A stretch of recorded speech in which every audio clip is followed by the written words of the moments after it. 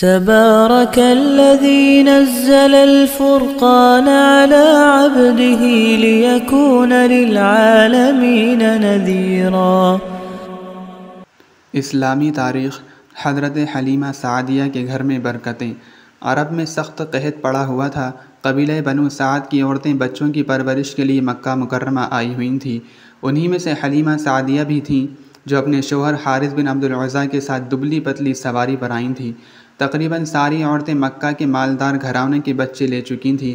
صرف حضرت حلیمہ ہی کو کوئی بچہ نہیں ملا تھا۔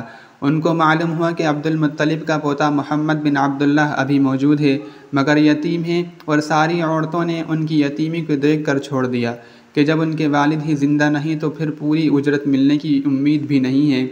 حضرت حلیمہ حیران تھیں، خالی ہاتھ واپس ہونے کی ہمت نہیں تھی، اور ادھر ان کی یتیمی کا خیال تھا۔ بالآخر انہوں نے شوہر سے مشورہ کرنے کے بعد آپ صلی اللہ علیہ وسلم کو پرورش کے لیے قبول کر لیا۔ اسی وقت سے ان کی آنکھیں آپ صلی اللہ علیہ وسلم کی وجہ سے بے پناہ برکتوں کا مشاہدہ کرنے لگیں۔ وہ کمزور سواری جو آتے وقت بار بار قافلے سے پیچھے رہ جاتی تھی، اب سب سے آگے اتنی تیز رفتاری سے چل رہی تھی کہ قافلے والوں کو کہنا پڑتا کہ حلیمہ ذرا آہستہ چلو، اور گھر پہنچ کر بھی برکتوں کا مشاہدہ ہونے لگا کہ بکری کے تھن فاقے کی وجہ سے خشک ہو گئے تھے، وہ دودھ سے بھر گئے، چنانچہ انہوں نے اور ان کے شوہر نے پیٹ بھر کر پیا۔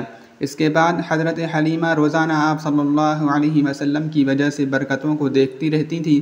سخت قحط سالی کے اس دور میں بھی ان کے گھر میں اتنی خوشحالی تھی کہ قبیلے والے حیران تھے، اور ہر شخص اپنے چرواہے کو یہ تاکید کرتا کہ اسی جنگل میں اپنے جانوروں کو بھی چراؤ جہاں حلیمہ کی بکریاں چرتی ہیں۔